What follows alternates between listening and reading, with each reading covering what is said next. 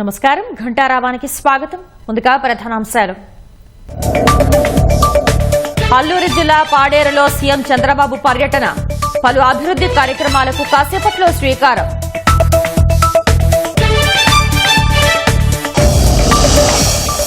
గిరిజన విద్యార్థుల సమస్యలకు పరిష్కారం చూపుతామన్న లోకేష్, పాఠశాలలకు నూతన భవనాలు నిర్మిస్తామని హామీ.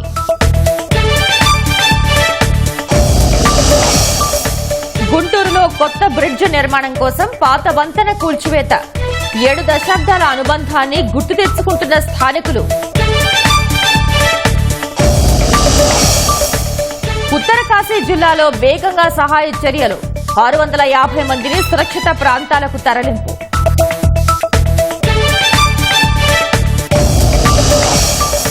అమెరికా సుంకాల అంశంలో ట్రంప్పై పెరుగుతున్న వ్యతిరేకత, ఆర్థిక విధానాలు అంచనాలను తప్పుపడుతున్న నిపుణులు.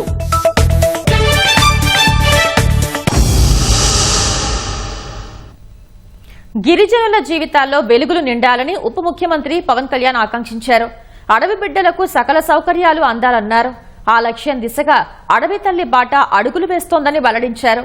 డోలీ మోతలు లేని గిరిజన గ్రామాలను కూటమి ప్రభుత్వం సృష్టిస్తుందన్నారు. ప్రకృతి ఒడిలో జీవిస్తూ నిరంతరం పర్యావరణాన్ని పరిరక్షిస్తున్న ఆదివాసీలకు పవన్ అంతర్జాతీయ ఆదివాసీ దినోత్సవ శుభాకాంక్షలు తెలిపారు.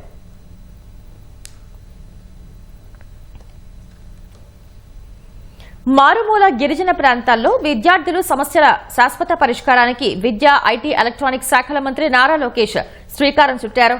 గిరిజన ప్రాంతాల్లో 100% శాశ్వత భవనాలు నిర్మించనున్నారు. అల్లూరి సీతారామరాజు జిల్లాలోని ప్రభుత్వ పాఠశాలల్లో మౌలిక సదుపాయాల కోసం 45.02 కోట్లు విడుదల చేస్తూ ప్రభుత్వం ఉత్తర్వులు విడుదల చేసింది. ఇప్పటి వరకు భవనాలు లేని, పూర్తిగా నూతన భవనాలు అవసరమైన 286 పాఠశాలల్లో అదనపు గదుల నిర్మాణం, 85 పాఠశాలల్లో మేజర్, మైనర్ మరమ్మతుల కోసం మొత్తంగా 45.2 కోట్లు కేటాయించారు. ఈ పనుల్ని వెంటనే ప్రారంభించేందుకు చర్యలు చేపట్టాలని మంత్రి లోకేష్ ఆదేశించారు. ఆదివాసీల దినోత్సవ వేళ శుభాకాంక్షలు తెలిపిన లోకేష్, వారి అభివృద్ధికి కూటమి ప్రభుత్వం చిత్తశుద్దితో పనిచేస్తుందన్నారు. ప్రాచీన సంస్కృతి సంప్రదాయాలకు, నిరాడంబరతకు నిలువుటద్దంగా నిలిచే జీవన శైలి ఆదివాసుల సొంతమని మంత్రి అన్నారు. కూటమి ప్రభుత్వంలో ఆదివాసీల సంక్షేమం, వారి హక్కుల పరిరక్షణ కోసం నిత్యం కృషి చేస్తున్నామని వెల్లడించారు. గత ఆర్థిక సంవత్సరంలో 7,557 కోట్ల రూపాయల నిధులను వారి సంక్షేమం కోసం వెచ్చించామని పేర్కొన్నారు. భవిష్యత్తులోనూ గిరిజన సోదరులకు అన్ని విధాలా అండగా నిలుస్తామని స్పష్టం చేశారు. తోబుట్టువులు లేని తనకు మంగళగిరి మహిళలే అక్కా చెల్లెళ్లు అని మంత్రి నారా లోకేష్ అన్నారు. రాఖీ పండుగ సందర్భంగా ఉండవల్లిలోని నివాసం వద్ద లోకేష్ కు మంగళగిరి మహిళలు పెద్ద ఎత్తున రాఖీలు కట్టారు. తనకు రాఖీలు కట్టి అందించిన ఆశీస్సులు కొండంత బలాన్నిచ్చాయని లోకేష్ అన్నారు. మంగళగిరి ఆడబిడ్డలందరికీ తాను ఎల్లప్పుడూ రుణపడి ఉంటానన్నారు. మంగళగిరిని నెంబర్ 1 గా తీర్చిదిద్దుతానని లోకేష్ తెలిపారు. కూటమి ప్రభుత్వం అధికారంలోకి వచ్చాక మంగళగిరి నియోజకవర్గంలో అభివృద్ధి కార్యక్రమాలు ప్రారంభించామని తెలిపారు. త్వరలోనే మరో విడత ఇళ్ల పట్టాలు అందించేందుకు ఏర్పాట్లు చేస్తున్నారని వెల్లడించారు. అండర్ గ్రౌండ్ డ్రైనేజ్, విద్యుత్, గ్యాస్ పైప్ లైన్ల ఏర్పాటు, 100 పడకల ఆసుపత్రి, స్వర్ణకారుల కోసం జేమ్స్ అండ్ జ్యువెలరీ పార్క్ వంటివి పురోగతిలో ఉన్నాయని వెల్లడించారు. మహాప్రస్థానం పేరుతో శ్మశాన వాటికల నిర్మాణం, పార్కుల అభివృద్ధికి చర్యలు చేపట్టామని తెలిపారు. రాష్ట్ర ఆర్థిక పరిస్థితి బాగోలేకపోయినా మంగళగిరి నియోజకవర్గంలో అనేక అభివృద్ధి కార్యక్రమాలు చేపడుతున్నామని మంత్రి లోకేష్ తెలిపారు.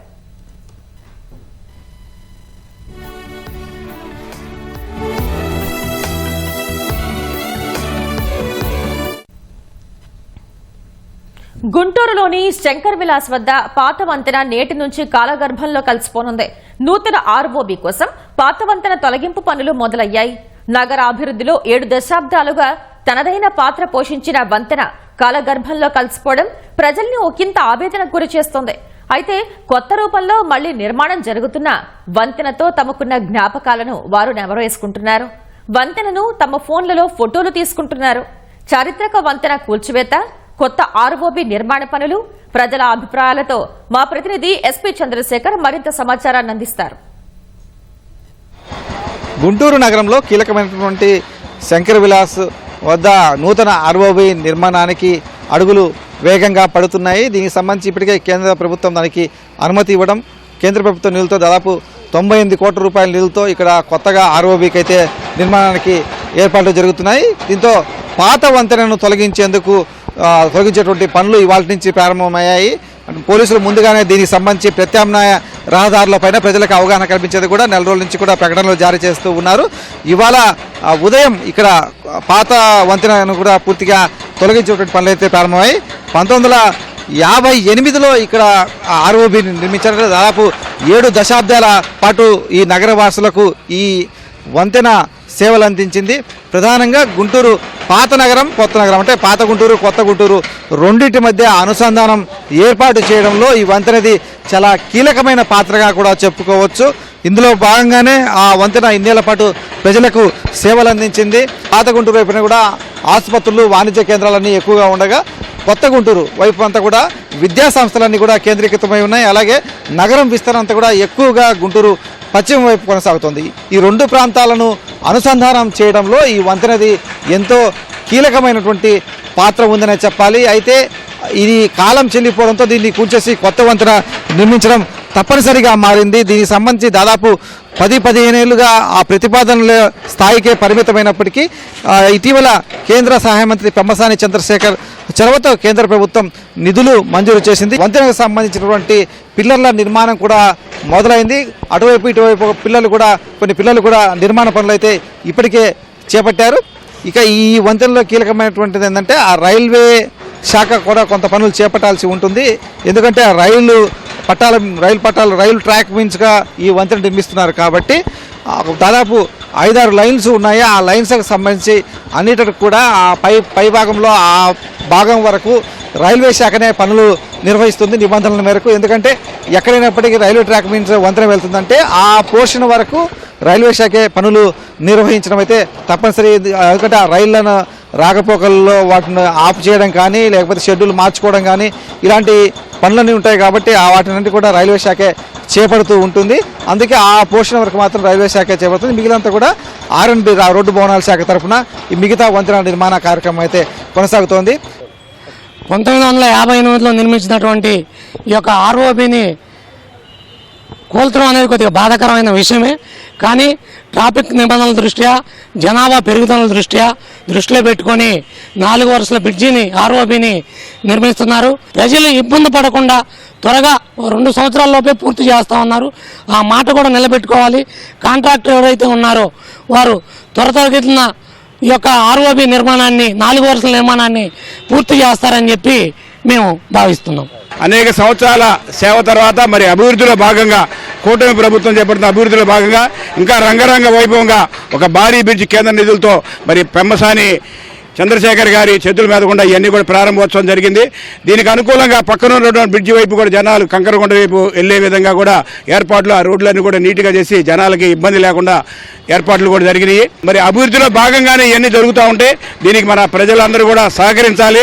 మరి త్యాగానికి అన్నిటికీ కూడా మూలమైనటువంటి తన ప్రాక్టీస్ని కూడా పక్కన పెట్టినటువంటి ఆంధ్రకేసరి గారి పేరుతో ఈ ఫ్లైఓవర్ని నిర్మాణం చేయాలని, తెలుగువారి ఘనతని ఆ విధంగా ఆంధ్రకేసరి గారి పేరుతో, టంగుటూరి ప్రకాశం గారి పేరుతో ఈ ఫ్లైఓవర్ కూడా పేరు నామకరణం చేసే విషయంలో విఘ్నులు పెద్దలు అందరూ కూడా ఆల్రెడీ కౌన్సిల్లో నిర్ణయం జరిగింది కాబట్టి దాన్ని వెలుగు చూసే విధంగా ప్రయత్నం చేయాలని రాజకీయ నాయకులందరికీ కూడా విజ్ఞప్తి చేస్తూ భారత్ మాతాకి జై. నగర విస్తరణలో భాగంగా గుంటూరు నగరంలో ప్రజానీకం విపరీతంగా పెరిగారు, ట్రాఫిక్ కూడా పెరిగిపోయింది. ఆ విస్తరణలో భాగంగా నూతన ఫ్లైఓవర్ నిర్మాణం చేపట్టడం నిజంగా మా శుభపరిణామం. దీనికి కేంద్ర ప్రభుత్వం కూడా సహాయ సహకారాలు అందించాలా శుభపరిణామం. త్వరితగతిన నిర్మాణం జరిగితే నగర ప్రజలు కూడా హ్యాపీగా ఉంటారు. ఎందుకంటే ట్రాఫిక్ ఇబ్బందులు గురి కాకుండా ఉంటారని మా ఉద్దేశం. చిన్నప్పటి నుండి ఈ బ్రిడ్జి మీద మేము రాకపోకలు చేస్తున్నాం చాలా వరకు. ఇప్పుడు ఈ బ్రిడ్జి పడేస్తూ కొత్తగా కట్టడం చాలా ఆనందంగా ఉంది. కొద్ది తొందరగా పూర్తి చేయాలని మేము అనుకుంటున్నాము. పై వంతెన నిర్మాణ పనులు ప్రాథమిక దశలో ఉన్నప్పుడే ఇప్పుడు ఆ పాత వంతెనను కూల్చివేయడం పడితే ప్రజలు కొంత భిన్నాభిప్రాయాలు వ్యక్తమవుతూ ఉన్నాయి. ఎందుకంటే ఆ పాత వంతెనకు అటు ఇటుగా ముందుగా ఆ పిల్లల నిర్మాణం మొత్తం కూడా పూర్తి చేసేంత వరకు ఈ మార్గంలో వాహనాల రాకపోకలు అనుమతిస్తే ప్రజలకు కొంత ఇబ్బందులు తప్పేవి. ఇప్పుడు ఇవాటి నుంచే మొత్తం వాహనాలను కూడా దారి మళ్లించిన పరిస్థితుల్లో పాత గుంటూరు, కొత్త గుంటూరు మధ్య రాకపోకలకు సంబంధించి ఇబ్బందులు ఎదురవుతూ ఉన్నాయి. పిల్లర్లన్నీ కూడా నిర్మించేంత వరకు రాకపోకలకు అనుమతించి ఉంటే ఇంకా కనీసం ద్విచక్ర వాహనాలు, ఆటోలు, చిన్న కార్లు వీటి వరకు అనుమతించినప్పటికీ ప్రజలకు ఇబ్బందులు లేకుండా ఉండేవి. కేవలం ఆ రెండు వైపులా పిల్లల నిర్మాణం పూర్తి అయిపోయిన తర్వాత ఆ వంతెనను, పాత వంతెనను కూల్చివేసి కొత్తది ఆ ప్రాంతంలో నిర్మాణ పనులు చేపడితే తక్కువ సమయం మాత్రమే ప్రజలకు ఇబ్బందులు ఉండేవి. కానీ ఇప్పుడు ఏంటంటే ఈ వంతెన నిర్మాణం పూర్తి అయ్యేందుకు దాదాపు 1.5 నుంచి 2 సంవత్సరాల సమయం పడుతుంది. అప్పటి వరకు కూడా గుంటూరు నగర వాసులకైతే కొంత రాకపోకల పరంగా ఇబ్బందులు అయితే తప్పేలా లేవు. కెమెరామెన్ అలీతో Punna Chandrasekhar, ETV news, Guntur. Nellore Bhagat Singh colony వాసుల 20 ఏళ్ల కళ నేడు నెరవేరనుంది. సాయంత్రం 5 గంటలకు భగత్ సింగ్ కాలనీ వాసులకు సీఎం చంద్రబాబు వర్చువల్ గా జరిగే కార్యక్రమంలో ఇళ్ల పట్టాలు పంపిణీ చేయనున్నారు. భగత్ సింగ్ కాలనీ వాసుల ఏళ్ల తరబడి ఇళ్ల పట్టాల కోసం ఎదురు చూస్తున్నారు. ఎన్నికల సమయంలో మంత్రి నారాయణ భగత్ సింగ్ కాలనీ వాసులకు పట్టాలు ఇస్తామని హామీ ఇచ్చారు. ఆయన ఇచ్చిన హామీ నేడు నెరవేరనుంది. మొత్తం 1400 మందికి పట్టాలు ఇచ్చేందుకు సీఎంను మంత్రి ఒప్పించారు. తొలి విడతగా 650 మందికి సాయంత్రం పట్టాలు పంపిణీ చేయనున్నారు. సెంట్రల్ బ్యాంక్ ఆఫ్ ఇండియా బీమా రంగంలోకి అడుగుపెట్టినట్లు Vijayawada regional head P Satish Babu తెలిపారు. తొలి స్వదేశీ బ్యాంకుగా ప్రజల ఆదరణ పొందుతూ 1100 కోట్ల లాభాలతో సెంట్రల్ బ్యాంక్ ముందడుగు వేస్తోందని చెప్పారు. బ్యాంకు స్థాపకుడు సౌరభ్ పోచానావాలా 144వ జయంతిని పురస్కరించుకుని బ్యాంక్ ప్రాంతీయ కార్యాలయంలో ప్రత్యేక కార్యక్రమాలు నిర్వహించారు. రాష్ట్రంలో 1500 కోట్ల రూపాయల లావాదేవీలతో బ్యాంకు పనిచేస్తోందన్నారు. మొత్తం 130 శాఖలు, 100కు పైగా ఏటీఎంలు ప్రజలకు అందుబాటులో ఉన్నాయన్నారు. బ్యాంక్ మొండి బకాయిల స్థాయిని గణనీయంగా తగ్గించడంలో విజయం సాధించామన్నారు. తద్వారా ఆర్థిక స్థిరత్వం మరింత బలపడిందని సతీష్ బాబు వెల్లడించారు. రీసెంట్గా మేము ఇన్సూరెన్స్ రంగంలోకి షేర్ హోల్డింగ్ ఎంటర్ అయ్యి జనరలీ సెంట్రల్ ఇన్సూరెన్స్ అని మన 30th జూలైన ప్రారంభించబడింది. దాని ద్వారా ఇన్సూరెన్స్ సేవల్ని కూడా మేము అందిస్తున్నాం. అన్ని రంగాల పరిశ్రమలకు, ఎంఎస్ఎంఈకి, ముఖ్యంగా మైక్రో స్మాల్ ఎంటర్ప్రైజెస్కి ఏ రకంగా అయితే మన గవర్నమెంట్స్ సపోర్ట్ చేస్తున్నారో మేము ఆ సంస్థలన్నింటికీ వివిధ రుణాలు అందిస్తూ, ఎస్పెషలీ మన రీటైల్ రంగంలో అయితే మహిళలకు మొదటి స్థానం కల్పిస్తూ, వాళ్ళకి ఇంపార్టెన్స్ కల్పిస్తూ, ఉమెన్ రిప్రజెంటేషన్ అని ఉండాలని చెప్పేసి సెంట్ గృహలక్ష్మి అనే స్కీమ్ ద్వారా lowest rate of interest in banking industry. మొత్తం బ్యాంక్స్తో పోలిస్తే మా సెంట్రల్ బ్యాంక్ ఆఫ్ ఇండియాదే రేట్ ఆఫ్ ఇంట్రెస్ట్ చాలా తక్కువ. రక్షాబంధన్ సందర్భంగా విధి నిర్వహణలో ఉన్న పోలీసులకు హోంమంత్రి అనిత రాఖీ కట్టారు. విశాఖ ఎంవీపీ కాలనీ నుంచి ఉషోదయ జంక్షన్ వరకు ఆటోలో ప్రయాణించిన హోంమంత్రి అనిత ఆటో డ్రైవర్ యోగక్షేమాలు అడిగి తెలుసుకున్నారు. ఆటో డ్రైవర్ గిరీష్ కు రాఖీ కట్టి మంత్రి అనిత శుభాకాంక్షలు తెలిపారు. అనారోగ్యంతో బాధపడుతున్న కానిస్టేబుల్ కొర్లయ్యను పరామర్శించి రాఖీ కట్టారు. కానిస్టేబుల్ కొర్లయ్యకు ధైర్యం చెప్పిన మంత్రి పూర్తిగా సహాయం అందిస్తామన్నారు.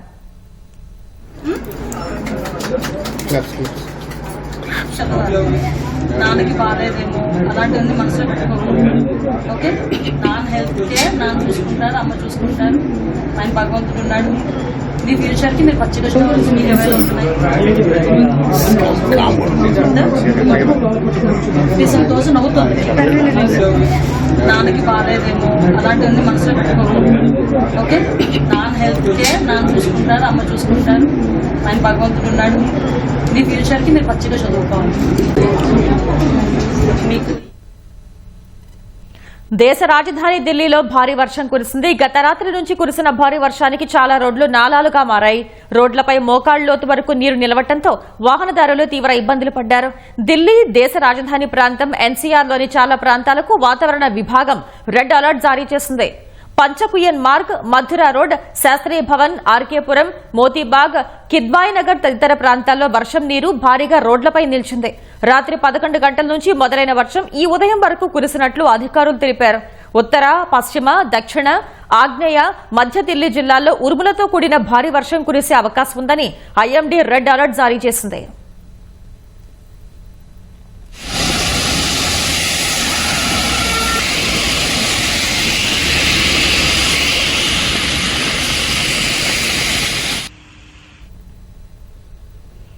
జమ్మూ కశ్మీర్ ఎన్కౌంటర్లో 2 సైనికులు అమరులయ్యారు. కుల్గాం జిల్లాలో ఉగ్రవాదుల ఏరివేత ఆపరేషన్ సందర్భంగా గత రాత్రి నుంచి కొనసాగుతున్న కాల్పుల్లో 4 సైనికులు గాయపడినట్లు అధికారులు తెలిపారు. వారిలో 2 వీరమరణం చెందినట్లు చెప్పారు. అమరులను చినార్ కాప్స్ కు చెందిన లాన్స్ నాయక్ ప్రీత్ పాల్ సింగ్, సిపాయి హర్మిందర్ సింగ్ గా గుర్తించారు. దేశ రక్షణ కోసం విధి నిర్వహణలో భాగంగా వారు చేసిన అత్యున్నత త్యాగాన్ని చినార్ కార్ప్స్ గౌరవిస్తుందని, వారి సాహసం, అంకిత భావం తమకు స్ఫూర్తిదాయకమని సామాజిక మాధ్యమం ఎక్స్లో సైన్యం ఓ పోస్టు పెట్టింది. వారి మృతికి ప్రగాఢ సానుభూతి తెలిపింది. సైన్యం చేపట్టిన ఆపరేషన్ అఖాల్ 9వ రోజుకు చేరినట్లు పేర్కొంది. కాల్పులు ఇంకా కొనసాగుతున్నట్లు సైనికాధికారులు తెలిపారు. ముష్కరుల వద్ద అధునాతన ఆయుధాలతో పాటు పెద్ద మొత్తంలో ఆయుధ సామాగ్రి ఉన్నట్లు చెప్పారు. దేశంలో రక్షణ ఉత్పత్తుల తయారీ జీవితకాలపు గరిష్ట స్థాయికి చేరింది. 2024-25 ఆర్థిక సంవత్సరంలో రక్షణ ఉత్పత్తులు 1,50,590 కోట్లకు పెరిగినట్లు రక్షణ శాఖ ప్రకటించింది. ఈ మేరకు రక్షణ మంత్రి రాజ్నాథ్ సింగ్ సామాజిక మాధ్యమం ఎక్స్లో ఓ పోస్టు పెట్టారు. రక్షణ పరికరాల ఉత్పత్తి గతేడాదితో పోలిస్తే 18% వృద్ధి నమోదైనట్లు ఆయన పేర్కొన్నారు.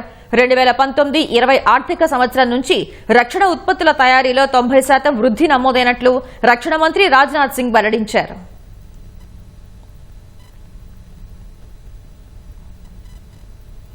భారత్ సహా ప్రపంచ దేశాలపై డొనాల్డ్ ట్రంప్ సుంకాలు విధించడంపై అమెరికాలో క్రమంగా ఆయనపై వ్యతిరేకత పెరుగుతోంది. ప్రతీకార సుంకాల ద్వారా ట్రంప్ తనను తాను నాశనం చేసుకుంటున్నారని ఆర్థిక నిపుణులు హెచ్చరిస్తున్నారు. ట్రంప్ సుంకాలు పూర్తిగా అవివేకంతో కూడిన నిర్ణయమని ప్రముఖ ఆర్థికవేత్త John Hopkin university professor Steve Hanke అన్నారు. ట్రంప్ ఆర్థిక గణాంకాలు, అంచనాలు పూర్తిగా తప్పని అభిప్రాయపడ్డారు. భారత్ ఎగుమతులపై 50% సుంకాల విధింపుతో ఇరు దేశాల మధ్య వాణిజ్య ఉద్రిక్తతలు నెలకొన్న వేళ స్టీవ్ హాంకే వ్యాఖ్యలు ప్రాధాన్యం సంతరించుకున్నాయి. ట్రంప్ సుంకాల విషయంలో భారత్ నెపోలియన్ సలహాలు పాటించాలన్నారు. శత్రువు తనను తాను నాశనం చేసుకునే ప్రక్రియలో ఎప్పుడూ జోక్యం చేసుకోవద్దని సూచించారు. భారత్ సహా ప్రపంచ దేశాలపై సుంకాల విధింపుతో ట్రంప్ తనను తాను నాశనం చేసుకుంటున్నారని భావిస్తున్నట్లు ప్రొఫెసర్ హాంకే పేర్కొన్నారు. ప్రధాని నరేంద్ర మోదీ, విదేశాంగ మంత్రి జైశంకర్ కొంతకాలం పాటు వేచి చూడాలని, అప్పుడు ట్రంప్ ఆర్థిక సౌధం పేకమెడలా కూలుతుందని ఆయన అంచనా వేశారు. అమెరికన్లు జీడీపీ కంటే ఎక్కువగా ఖర్చు చేస్తున్నందున వాణిజ్య లోటు భారీగా ఉందని, ట్రంప్ ఆర్థిక అంచనాలు పూర్తిగా తప్పని ప్రొఫెసర్ స్టీవ్ హాంకే స్పష్టం చేశారు. గాజా సిటీ స్వాధీనంపై ఇజ్రాయెల్ ప్రధాని బెంజమిన్ నెతన్యాహు వెనక్కి తగ్గారు. గాజాను ఆక్రమించే ఉద్దేశం లేదని, కేవలం హమాస్ నుంచి విముక్తి కల్పించడమే తమ లక్ష్యమన్నారు. ఈ మేరకు సామాజిక మాధ్యమం ఎక్స్లో ఓ పోస్టు పెట్టారు. గాజాలో సైన్యం లేని పౌర పాలనను ఏర్పాటు చేస్తామన్నారు. అది పాలస్తీనియన్ అథారిటీ లేదా హమాస్ లేదా మరే ఇతర ఉగ్రవాద సంస్థ కాదని ఇజ్రాయెల్ ప్రధాని నెతన్యాహు వివరణ ఇచ్చారు. ఇది తమ బందీల విడుదలకు దోహదం చేయడంతో పాటు భవిష్యత్తులో ఇజ్రాయెల్కు గాజా నుంచి ముప్పు లేకుండా ఉంటుందన్నారు.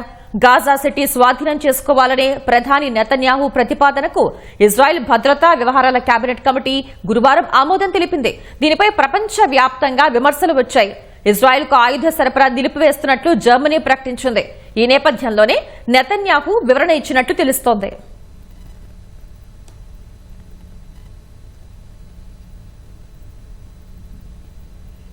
విశాఖ కేంద్రంగా దక్షిణ కోస్తా రైల్వే జోన్ ఏర్పాటు ప్రక్రియ శరవేగంగా సాగుతోంది. కొత్త జోన్కు విభాగాధిపతుల నియామకాలను రైల్వే బోర్డు చేపట్టింది. ఇది పూర్తవగానే నెల రోజుల్లో దక్షిణ కోస్తా జోన్కు నోటిఫికేషన్ విడుదల కానున్నట్లు తెలుస్తోంది. డిసెంబర్ లేదా సంక్రాంతికి అపాయింటెడ్ డే ప్రకటించనున్నట్లు సమాచారం.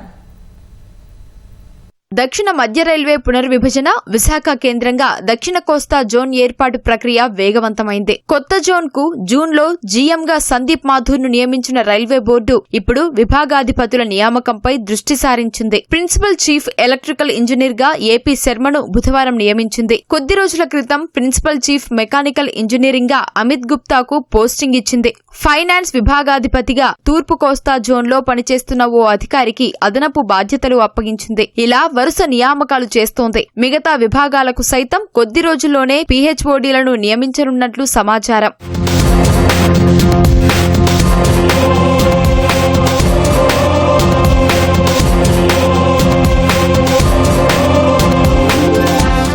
పీహెచ్ఓడీల నియామకం పూర్తి కాగానే దక్షిణ మధ్య రైల్వే పునర్విభజన, దక్షిణ కోస్తా కొత్త జోన్ ఏర్పాటుపై నోటిఫికేషన్ రానుంది. ఇది ఆగస్టు నెలాఖరులోగా లేదా సెప్టెంబర్ తొలివారంలో వస్తుందని రైల్వే వర్గాల సమాచారం. నోటిఫికేషన్ వెలువడిన 3-4 నెలల్లో అపాయింట్మెంట్ డేను ప్రకటిస్తారని ఉన్నతాధికారి ఒకరు తెలిపారు. ఆ రోజు నుంచి దక్షిణ మధ్య, దక్షిణ కోస్తా జోన్ల కార్యకలాపాలు వేర్వేరుగా జరుగుతాయి. దక్షిణ కోస్తా అపాయింటెడ్ డే వచ్చే డిసెంబర్లో లేదా జనవరిలో ఉండొచ్చని రైల్వే అధికారులు అధికారులు అంచనా వేస్తున్నారు. ఆపరేషన్స్, కమర్షియల్, భద్రత, vigilance, RPF, civil engineering, constructions, signal, telecom, personal, stores విభాగాలకు పీహెచ్ఓడీలను నియమించాల్సి ఉంది.